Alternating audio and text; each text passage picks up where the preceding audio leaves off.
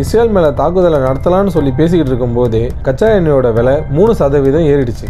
இதிலிருந்தே இதோட தாக்கம் எந்த அளவுக்கு இருக்குன்னு சொல்லி நம்ம புரிஞ்சுக்கலாம். ஈரான் இஸ்ரேல் மேலே தாக்குதல் நடத்தின அன்னைக்கு 5% கச்சா எண்ணெயோட விலை ஏறி இருக்கு.